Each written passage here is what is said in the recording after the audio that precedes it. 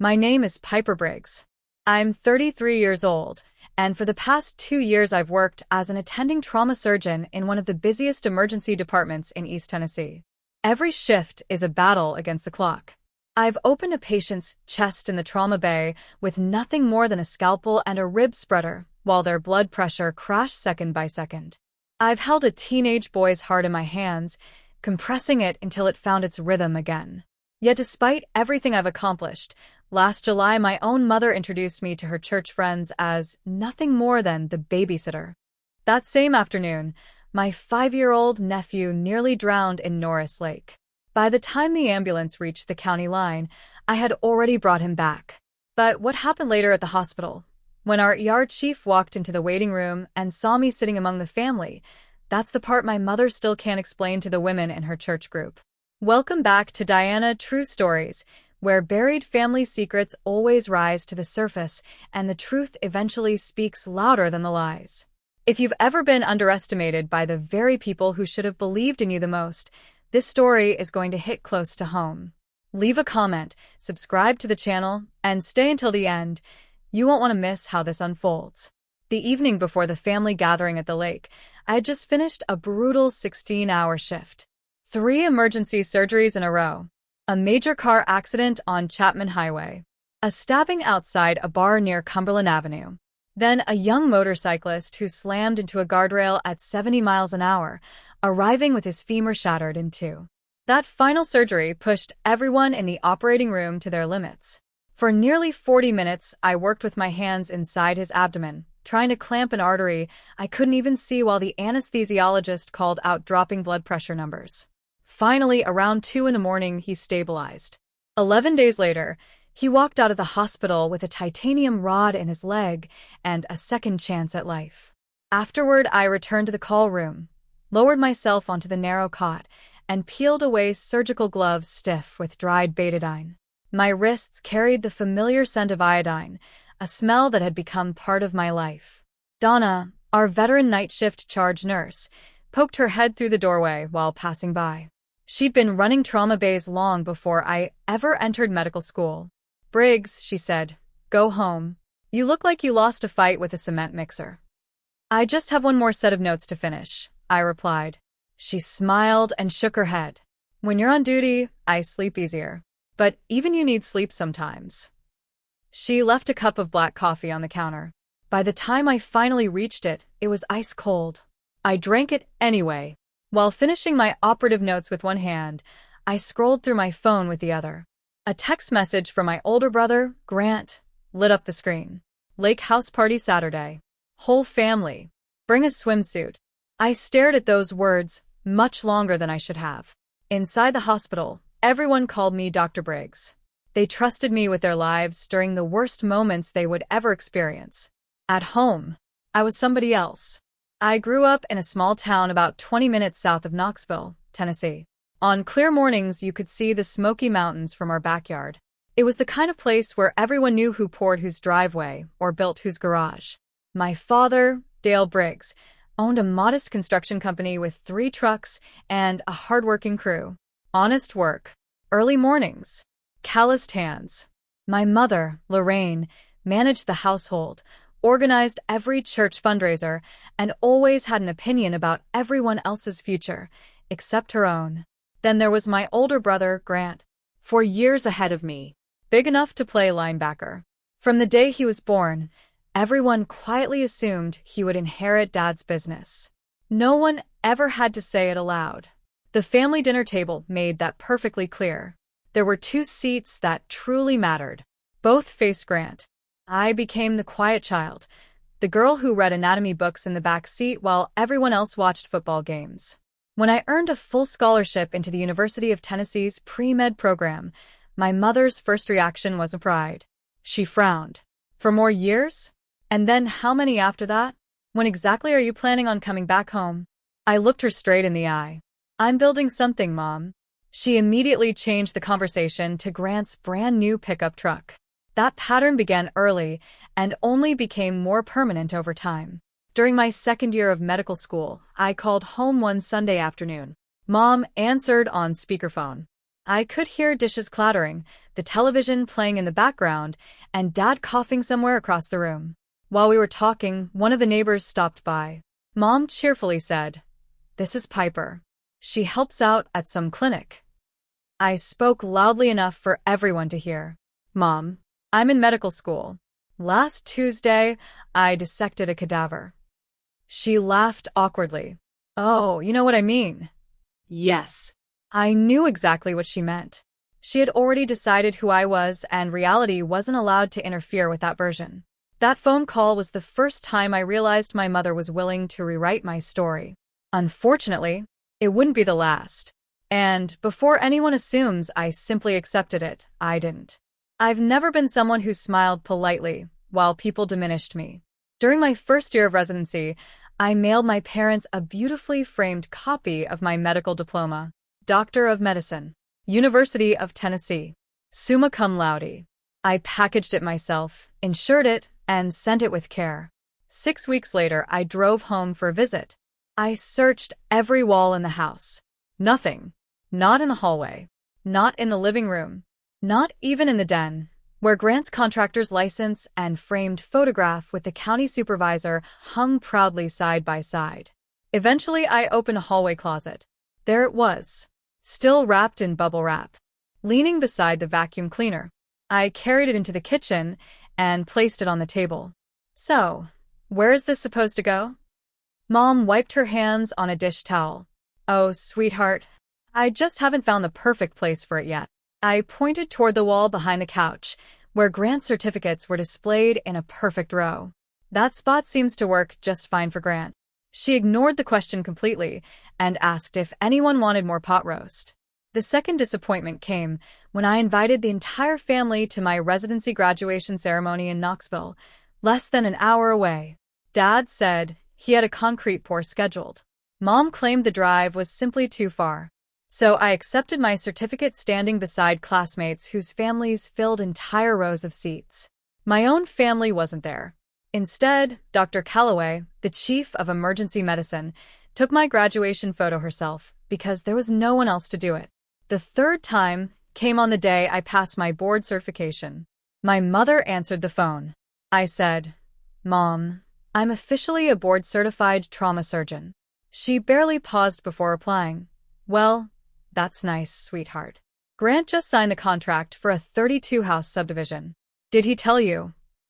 I took a slow breath. "Mom, I'm a surgeon. I'm not a nurse.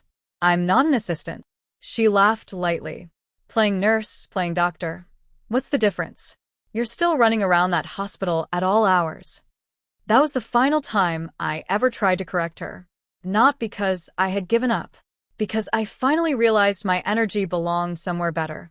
It belonged to the people lying on my operating table at 3 in the morning, fighting for another chance at life.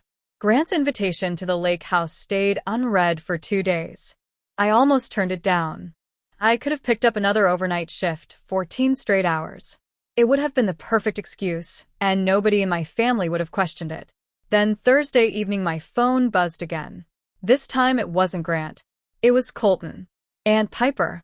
His tiny 5-year-old voice burst through the speaker, completely incapable of whispering. "Daddy says maybe you're coming to the lake. Are you really coming? I learned how to swim. I can float on my back now. I want to show you." In the background I heard Kristen gently coaching him. "Say please, Colton. Please." I leaned against my kitchen counter. My apartment was quiet like it always was. A single reading chair sat beside a stack of medical journals. A pothose plant rested above the stove, somehow surviving despite weeks of neglect and fluorescent lighting. Colton was the only member of that family who had never cared about my profession. He didn't care whether I had letters after my name or degrees on the wall. He just wanted his aunt to watch him float in the water. "I'll be there, buddy," I told him. "Save me a place on the dock." After hanging up, I canceled the extra shift.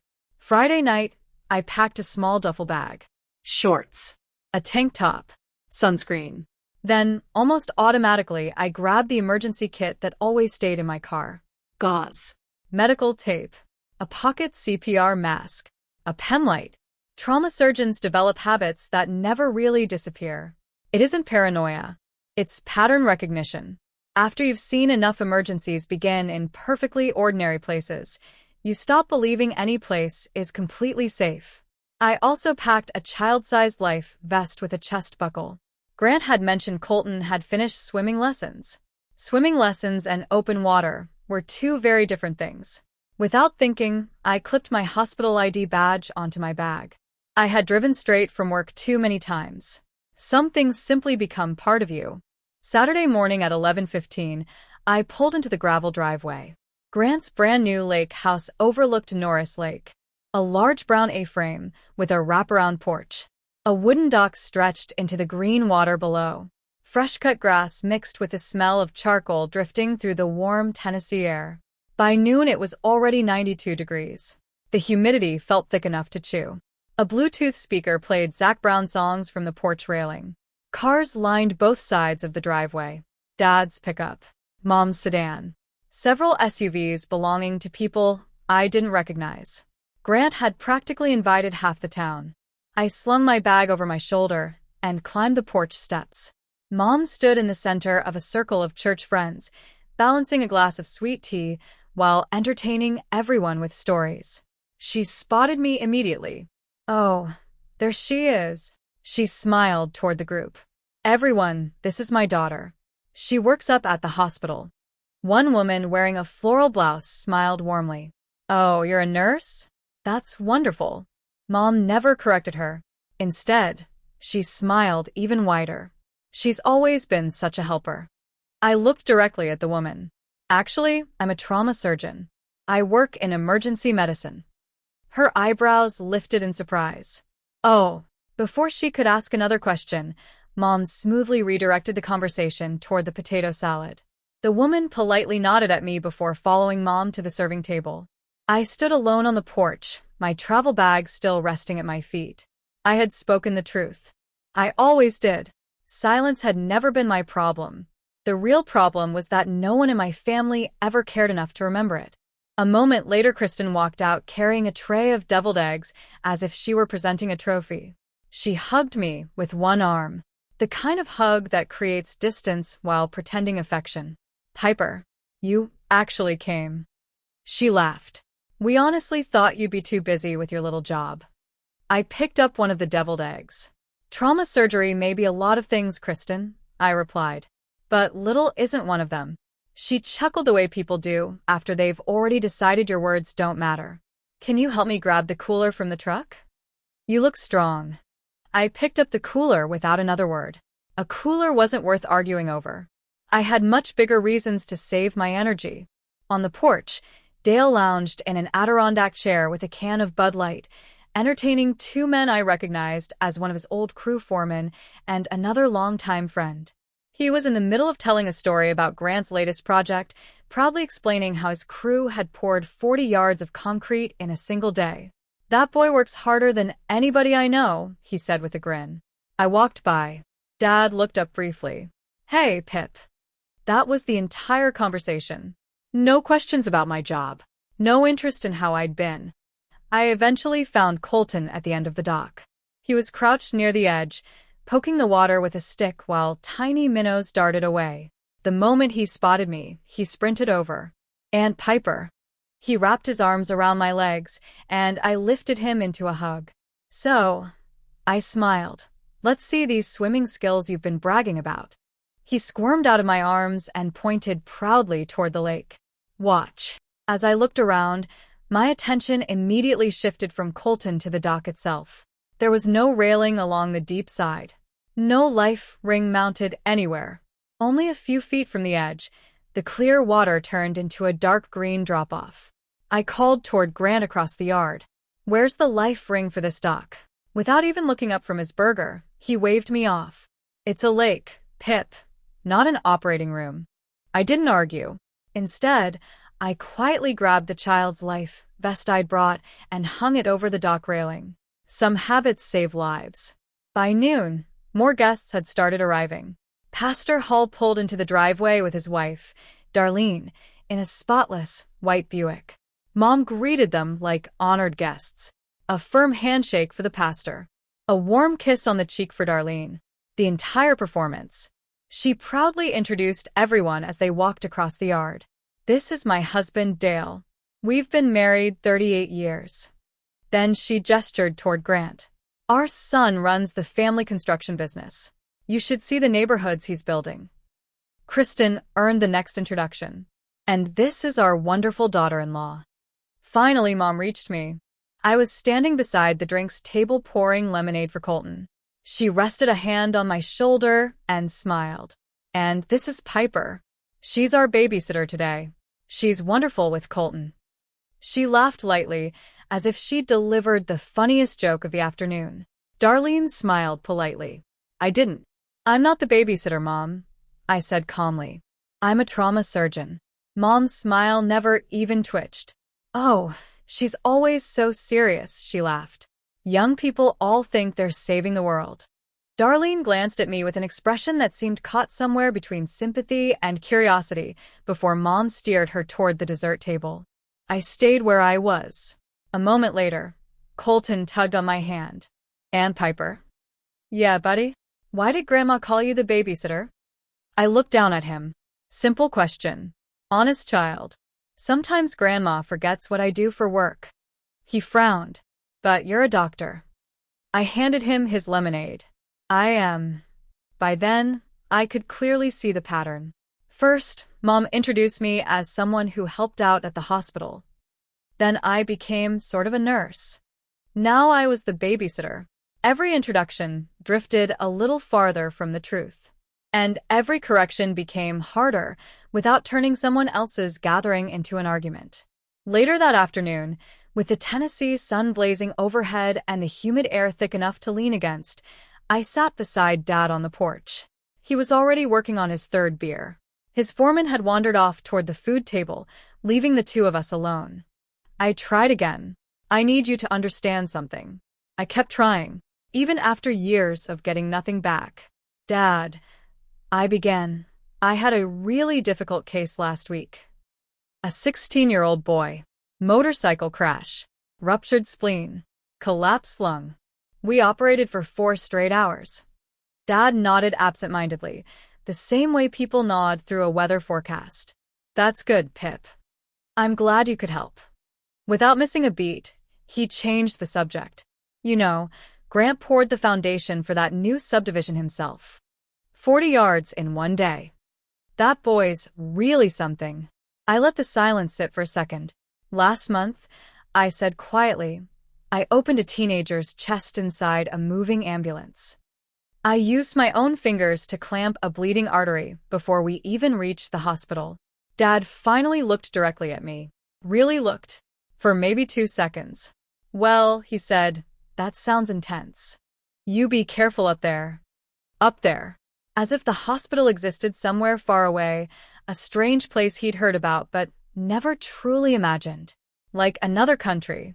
Dad wasn't a cruel man. That's important to understand. Dale Briggs simply measured the world by what a pair of hardworking hands could build. Walls.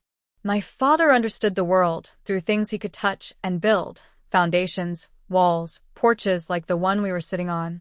My world existed inside operating rooms, beneath fluorescent lights, surrounded by chest cavities and trauma bays. To him, it might as well have been another planet. He loved me the way someone loves a language they never learned, sincerely but without ever truly understanding it. And no matter how good the intentions are, love that never really sees you still leaves a scar. Lunch was served beneath a large canvas canopy stretched between 2 oak trees.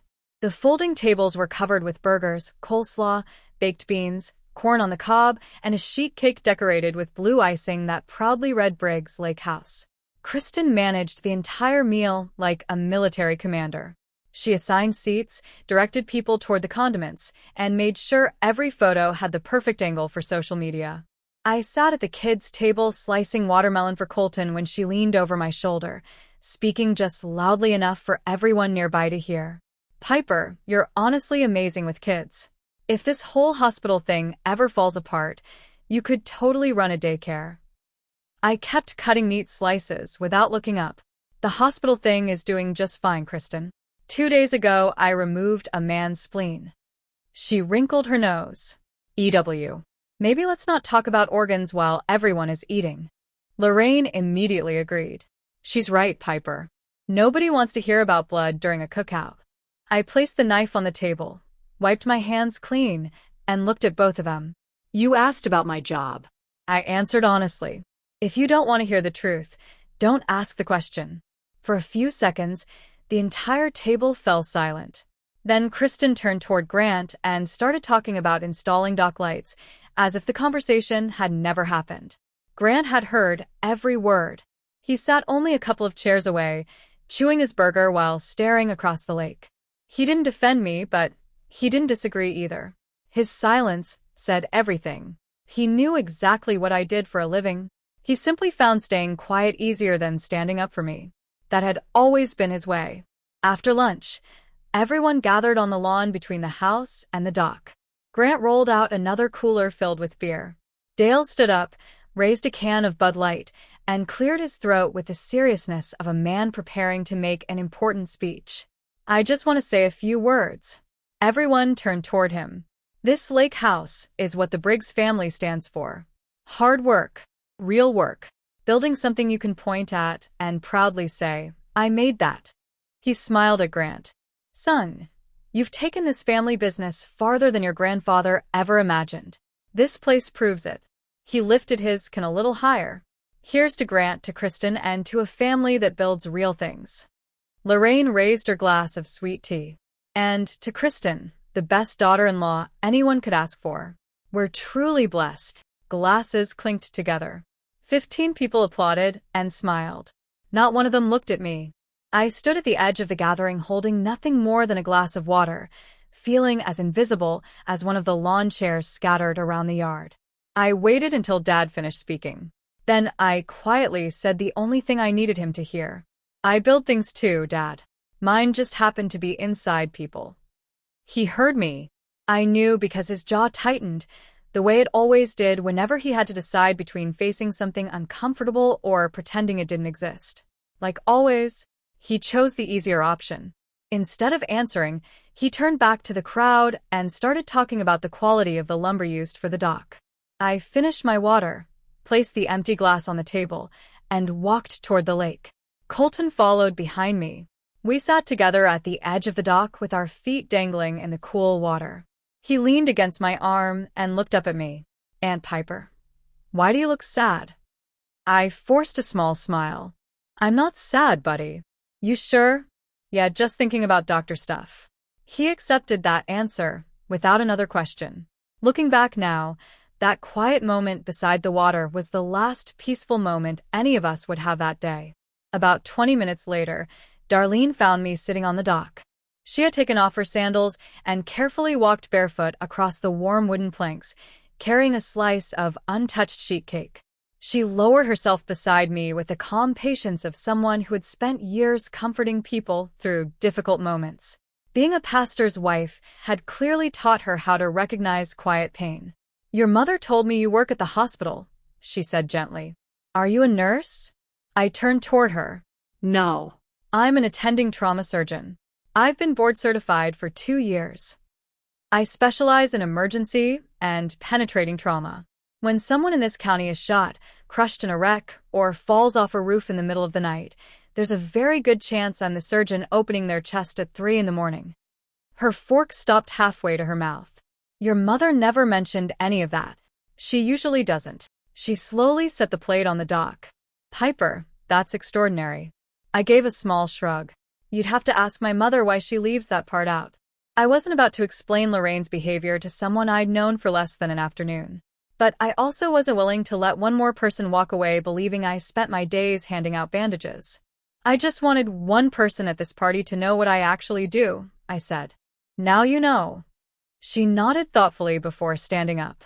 As she walked back toward the house, I watched her lean close to Lorraine and quietly whisper something in her ear. My mother's smile tightened almost instantly. She glanced toward me for only a second, a quick, nervous look like a poker player realizing someone else had figured out the cards she was hiding. But she never came down to the dock. Instead, she smiled even wider at the next guest, poured another glass of sweet tea, and continued pretending everything was perfectly normal. I turned back toward the water. The water rippled quietly in front of me while, somewhere behind my back, the truth was beginning to spread on its own. Before I go any further, let me ask you something. Have you ever been surrounded by people who were supposed to know you better than anyone, only to realize they had already invented a version of you that wasn't true at all? If you've lived through something like that, leave a comment below and tell me about it. And if you haven't subscribed yet, now's the perfect time, because what happened next at that lake house changed everything. I went inside to use the bathroom. Compared to the bright afternoon outside, the lake house felt cool and dim. I stood in the hallway for a moment, enjoying air that didn't smell like sunscreen or charcoal smoke. On the kitchen counter, beside a bowl filled with car keys and a stack of napkins, sat a manila folder. The tab read, "Important Documents, Lorraine B." I shouldn't have opened it, but my name was sticking out from the second page beneath the property deed. And when you unexpectedly find your own name on legal paperwork you never signed, you look. It was an advance healthcare directive. Lorraine had completed it 3 months earlier and had it properly notarized. It was the kind of document people prepare when they start thinking about the day they might no longer be able to speak for themselves.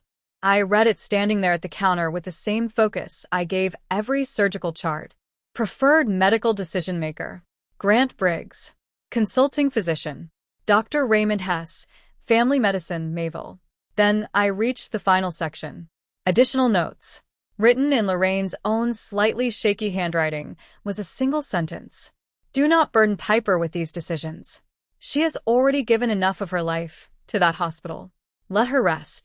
I read those words twice. Then I read them again.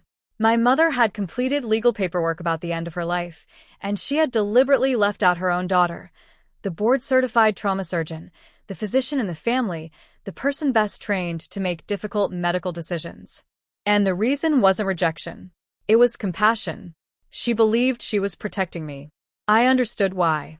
I could picture Lorraine at 14, waiting for her own mother to show up for a school play. Her mother, a midwife, was somewhere on a dark country road helping bring someone else's child into the world. Then one night she never came home. Her heart gave out behind the wheel. Lorraine's fear had always had a face. Now it wore mine.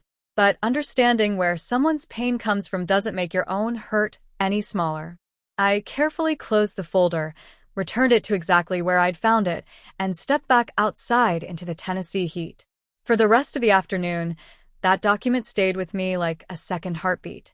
When I returned to the party, I acted as though nothing had changed. That's what years in the operating room teach you. When a patient's condition starts crashing and the resident beside you begins to panic, you don't match their fear. You become calmer, quieter, steadier. You break the emergency into one task at a time until the bleeding stops. So I treated my mother's healthcare directive the same way. Not now. Not here. I watched Lorraine move from guest to guest, topping off drinks and laughing with Darlene as if their conversation on the dock had never happened. I listened to Dale tell the concrete story for what felt like the third time. I watched Kristen position everyone for another group picture, somehow arranging people so Grant stood in the center, while I ended up near the edge. Lake life with a fam, she announced before posting it online. I sat down on the dock steps and let the afternoon sun warm my shoulders. The water gently tapped against the wooden pilings. It should have sounded peaceful. Instead, it sounded like a countdown. I wasn't going to confront Lorraine about that document today. That wasn't fear. It was strategy. Colton was splashing in the shallow water, only a few feet away. This day belonged to him too. His father's new lake house. His first real summer swimming. His entire little world wrapped up in green water and birthday cake. I wasn't going to destroy it with a confrontation that could happen later, on my terms at my time, and in a place I controlled. The operating room had taught me one lesson above all else.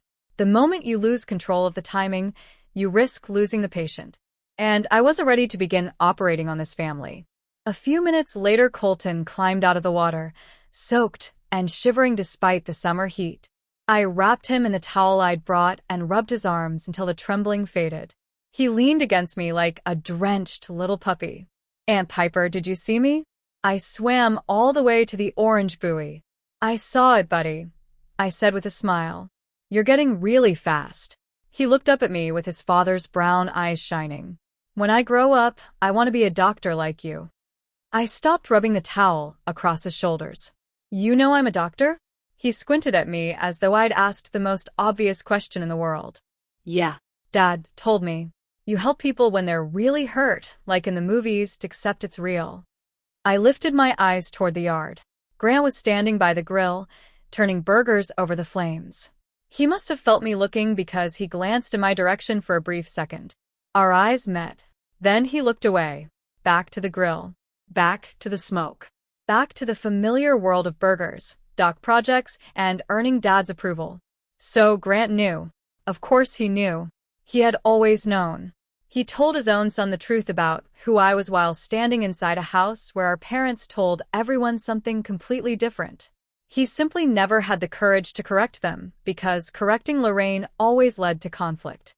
And Grant had spent 37 years choosing peace over confrontation. I looked back at Colton. You can grow up to be anything you want, buddy. A doctor, a builder, an astronaut. Whatever makes you happy. And I'll be here to cheer you on while you figure it out. He flashed a huge smile, slipped out of my hands, and ran toward the lake. I watched him go. He was the reason I kept coming back to family gatherings. And he was also the reason what happened next hit me harder than anything else. By 3 o'clock, the afternoon had drifted into that lazy stage where the adults stopped paying attention. The cooler was nearly half empty. Dale had fallen asleep in his Adirondack chair, with his hat covering his face. Lorraine and Darlene stood on the porch talking quietly, their heads close together.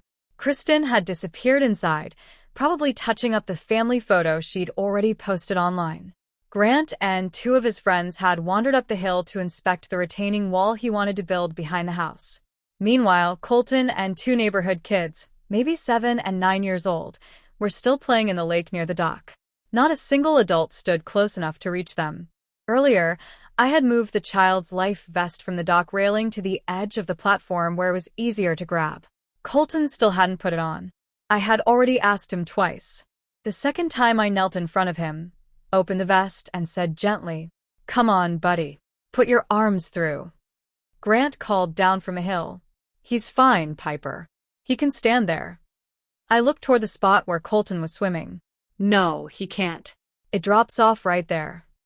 Grant brushed the warning aside the same way he ignored building inspectors. He knows not to swim that far. I placed the vest back on the dock railing where Colton could reach at any time. Then I stayed exactly where I was. My feet dangled in the water, while my eyes never left the children. The afternoon sun had shifted lower behind the trees. The bright green water had darkened, becoming harder to read. Long shadows stretched across the lake like fingers reaching toward the dock. The wooden planks creaked softly whenever I adjusted my weight. The 2 neighbor kids splashed near the ladder, laughing as they dunked each other underwater. Colton drifted farther toward the orange buoy he'd proudly shown me earlier. At first he was treading water. Then he started bobbing. Then he reached for the buoy chain and missed. 7 adults stood within 50 feet of that lake. Not one of them was watching the children. I was. I had never stopped watching.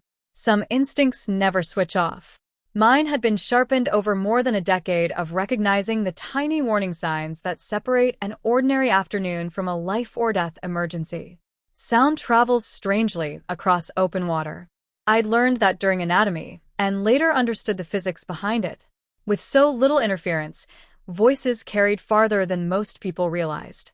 So when Lorraine's voice floated from the porch to the dock, every single word reached me as clearly as if she were standing beside me. She was talking with Darlene and another woman I didn't recognize. Piper. Lorraine laughed lightly. I think she answers phones at the hospital. Or maybe she hands out bandages. Honestly, I can never keep up. Young people change jobs every few months these days. She said it so casually. The same casual tone people use when talking about a distant acquaintance whose life they barely remember. Not their own daughter.